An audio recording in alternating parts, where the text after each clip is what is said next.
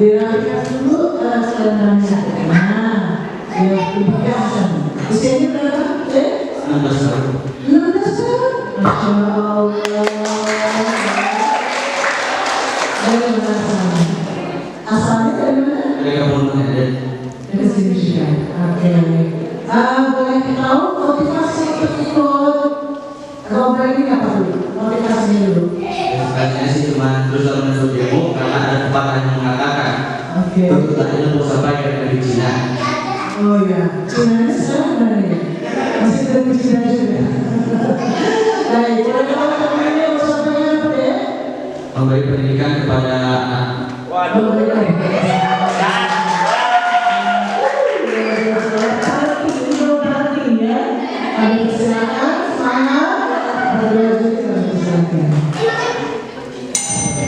Bismillahirrahmanirrahim. Assalamualaikum warahmatullahi wabarakatuh.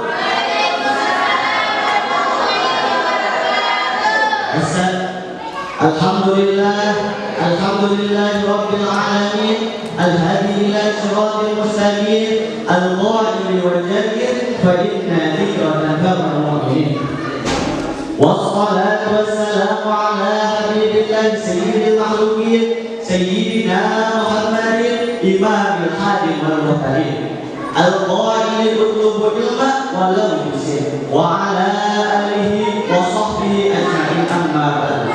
Dewan Juri yang terhormat dan bijaksana yang sangat saya taati dan semoga dimuliakan oleh Allah Subhanahu wa taala. Amin. Pertama-tama marilah kita panjatkan puji dan syukur kepada Allah yang Maha Ghafur, yang mana berkat nikmat dan karunia Allah, alhamdulillah kita bisa berkumpul di tempat yang sangat mulia ini dalam rangka mencetak generasi manusia yang terdidik dan terpelajar. Mensyatakan estafet dakwah Rasulullah SAW untuk membimbing seluruh umat manusia ke jalan yang diridhoi oleh Allah Subhanahu wa taala. Oleh karena itu, diadakan acara seperti saat ini merupakan kesempatan yang sangat luar biasa bagi kami, baik generasi Alpha, Gen Z maupun generasi milenial. Sebagai terus ulama-ulama terdahulu yang kelak kita akan menjadi ulama di masa depan. Amin ya Allah ya Rabbal. Hadirin rahimahullah. Sebelum Al-Fakir melanjutkan materi yang akan Al-Fakir sampaikan, marilah kita sama-sama memohon ampun kepada Allah atas segala dosa dan kesalahan kita. Kita hidup di zaman yang penuh dosa dan kesalahan, di mana nilai-nilai agama dan moral semakin merosot. Anak-anak muda yang seharusnya menjadi harapan bangsa, kini mereka telah terjerumus ke dalam pergaulan yang tidak sehat. Mereka terjebak dalam dunia yang penuh dengan kesenangan sesaat yang akan membawa mereka ke dalam jurang kehancuran. Pergaulan yang tidak sehat seperti apa? Seperti berpacaran, minum-minuman keras, narkoba dan lain sebagainya, yang telah menjadi gaya hidup bagi sebagian anak muda. Mereka lupakan nilai-nilai agama, lupakan tanggung jawab mereka sebagai anak bangsa, dan lupa akan masa depan mereka sendiri. Hadirin rahimahullah. Sedikit pesan dari saya kepada orang tua yang hadir di majelis ini ataupun yang tidak hadir. Marilah kita sama-sama renungkan apa yang telah kita lakukan kepada anak kita. Apakah kita telah memberikan contoh yang baik? Apakah kita telah mengajarkan anak kita tentang nilai-nilai moral dan agama sebagaimana Rasulullah SAW bersabda yang diriwayatkan oleh Abu Hurairah radhiyallahu anhu. Beliau mengatakan, Inna Rasulullah sallallahu alaihi wasallam qala kullu maulidin yulad ala fitrah fa yuwahidani aw yunashirani aw yumajisani. Setiap bayi yang lahir ke dunia ini pasti menetapkan fitrahnya sebagai agama Islam. Hanya saja kedua orang tuanya yang telah menjadikan mereka orang yang beragama Yahudi, Nasrani ataupun Majusi. Hadis ini menunjukkan bahwa seorang anak berhak untuk melanjutkan agama yang sudah dibawa sejak lahir, yakni dengan mendapatkan pendidikan. Itu adalah tugas orang tua dari anak tersebut. Dan semua orang tua, siapa saja dan mana saja, tidak boleh mengesampingkan pendidikan anaknya. Saudara-saudaraku sekalian, sering kita jumpai banyak anak-anak jalanan di kota-kota besar. Mereka mengamen, menyemir sepatu, berjualan koran, atau bahkan ada yang mengemis. Mereka meninggalkan bangku sekolah, meninggalkan mengaji di madrasah. Itu salah siapa?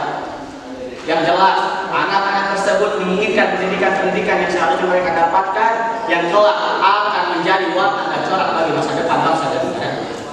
Tidak hanya masa depan dunia saja, tetapi masa depan ukhrawi pun sangat penting. Pada abad ini, banyak sekali lembaga-lembaga pendidikan yang menawarkan masa depan yang lebih baik pada seorang anak. Masyarakat awam pun mulai berbondong-bondong seolah segerombolan semut yang sedang mengerumuni sebagai ular. Kelihatannya masyarakat awam lebih memilih kehidupan dunia yang lebih baik bagi seorang anak dibandingkan kehidupan akhirat yang kekal. Seumpama kita diberi dua pilihan. Rumah yang pertama sangatlah mewah, luas dan megah sekali, tetapi orang yang memilikinya hanya meminjamkan rumah itu kepada kita 1 atau 2 bulan saja. Sedangkan rumah yang kedua tidaklah begitu bagus, tiangnya terbuat dari bambu, dindingnya terbuat dari papan kayu, tetapi orang yang memilikinya menyerahkan rumah itu sepenuhnya dan selamanya kepada kita. Yang jadi pertanyaan, kira-kira kita akan memilih rumah yang mana?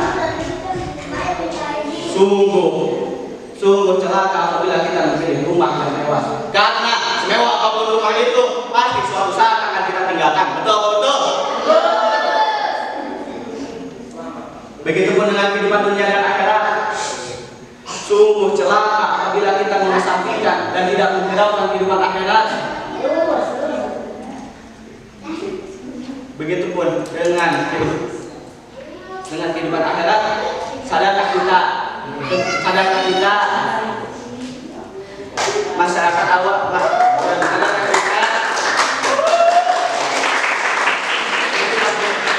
hanya mengejar materi dunia hanya akan menimbulkan kegelisahan dan ketidaktenangan dalam hidup.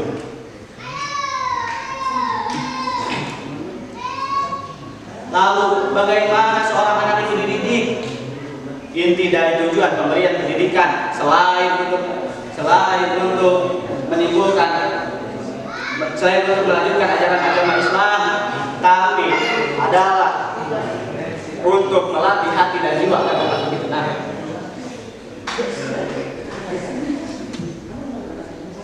Hal ini dapat dilakukan dengan cara mengenalkan anak didik kita pertama kali pada Allah. Dengan mengenal Allah, seseorang akan lebih bertawakal dan menyerahkan segala urusan kepadanya.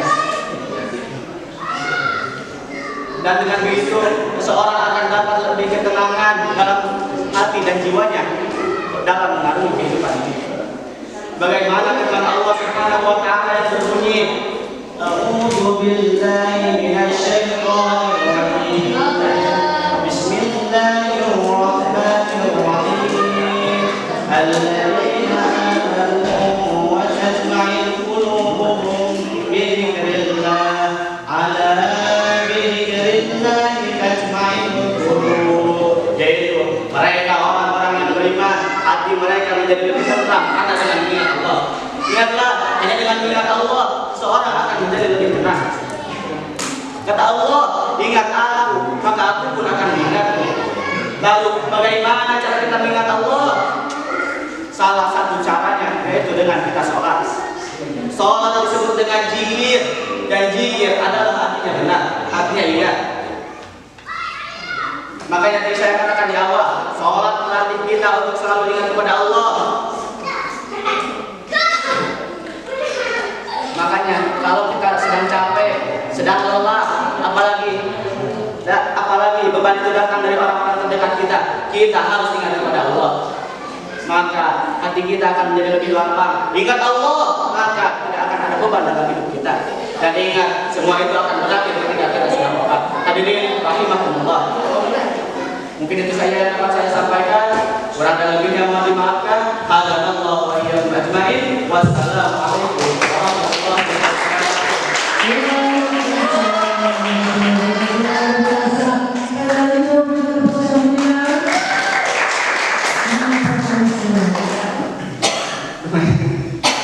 Tadi ada lagi, ya yang penting orang semangat dan luar biasa ya, 16 tahun bisa melakukan seperti ini.